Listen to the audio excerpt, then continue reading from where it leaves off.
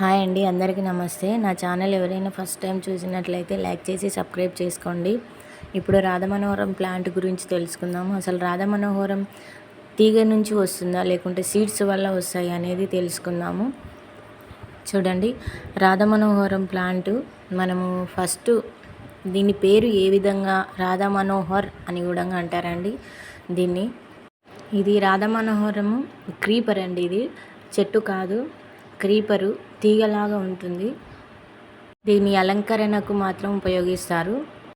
దీని రంగోన్ అనే క్రీపర్ అని కూడా అంటారండి. ఇది సువాసన భరితం, అంటే చాలా విపరీతమైన స్మెల్ ఉంటుంది. అసలు ఎంత డీసెంట్గా ఉంటుంది అంటే నైటు 6 లేదా 6 నుంచి మళ్ళీ మార్నింగ్ 7-6 వరకు అసలు ఎంత డీసెంట్గా ఉంటుందో తెలుసా. మనం మల్లె మొక్క కూడా అంత డీసెంట్గా ఉండదు, రాధా మనోహరం మొక్క అంత డీసెంట్గా ఉంటుంది.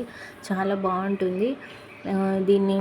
ఇది ఎక్కడైనా పండించవచ్చు అండి. ఎక్కడైనా మా మొక్క అనేది పెరుగుతుంది. ఆ నెల ఈ నెల అనేది ఏముండదు, చాలా బాగా పెరుగుతుంది.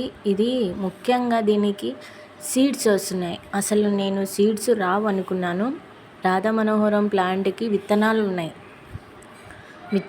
వస్తున్నాయి, కానీ అది వేసి చూశాను, అంతగా పట్టించుకోలేదు. చూశాను కానీ అంతగా చూడలేదు. సీడ్స్ అయితే వచ్చాయండి దీనికి. మళ్ళీ ఇక్కడ నేను దీన్ని మొత్తం మనము కోసేస్తున్నాం కదా, కట్ చేస్తున్నాం కదా మొక్కను పక్కన సైడ్లకి.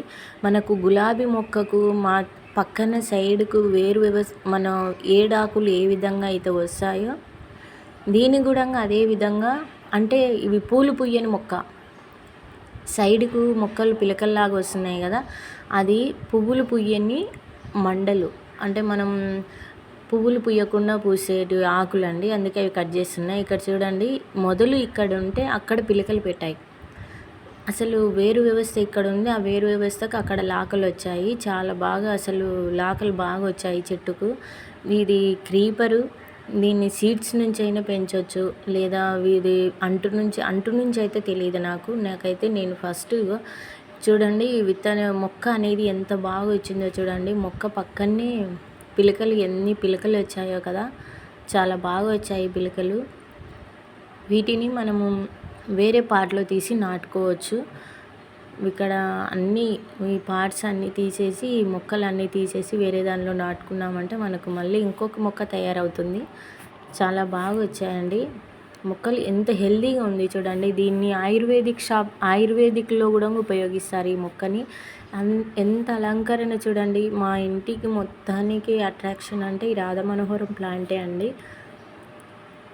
చాలా బాగుంది రాధా మనోహరం ప్లాంట్. Smell decent. అసలు పిల్లలకు అది ఎంత బాగా చూడండి, ఎంత బాగా వాటిని చూసి ఎంత బాగా ఆడుకోవడం కానీ తెంపుకోవడం కానీ పిల్లలకి చాలా బాగుంటుంది. మాది రాధా మనోహరం ప్లాంట్ అయితే చాలా చాలా బాగా. ఈ సీజన్లో అనేది లేదు, ఏ సీజన్లో ఒక సీజన్ వర్షాకాలం సీజన్ లాస్ట్ ఎండింగ్ అయిపోయేటప్పుడు పూలు పూయదు. తర్వాత 3 సీజన్లు పూలు పూస్తుంది. చిగుర్లు వేసుకోవడము, పువ్వులు పూయడము, చిగుర్లు వేసుకోవడం, పువ్వులు పూయడము.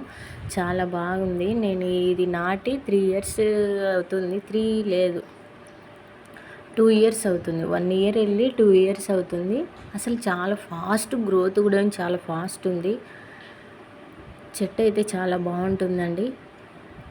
కానీ చూడండి ఎంత బాగా వచ్చిందో నా మొక్క. మా ఇంటి దగ్గర నేను వేసుకున్న మొక్క ఇది. నేను 70 రూపాయలు మాత్రమే పెట్టి తీసుకొచ్చాను. చాలా బాగా వచ్చింది మొక్క, చాలా బాగుంటుందండి. ఎవరైనా వేసుకోవచ్చు. ఇది ఒక సువాసన భరితమైనది. ఆయుర్వేదిక్లో కూడా ఉపయోగిస్తారు. దీన్ని కొన్ని సైడ్లో మధుమల్తి అని కూడా అంటారు. దీని పేరు నాకు తెలిసి అనుకుంటున్నాను. ఈ మొక్క అయితే చాలా బాగుంటుంది. 3 రకాల పువ్వులు పూస్తాయండి. చాలా అంటే 3 రకాలుగా మారుతాయి పువ్వులు. నాకైతే చాలా ఇష్టం రాధా మనోహరం ప్లాంట్. ఎవరికైనా ఇష్టము, ప్రకృతిని ఇష్టపడి ప్రేమించే ప్రతి ఒక్కరికి ఇలాంటి మొక్కలు ఎవరికైనా ఇష్టము. థ్యాంక్ యూ సో మచ్ అండి. నచ్చితే ఒక లైక్ చేసి సబ్స్క్రైబ్ చేసుకోండి.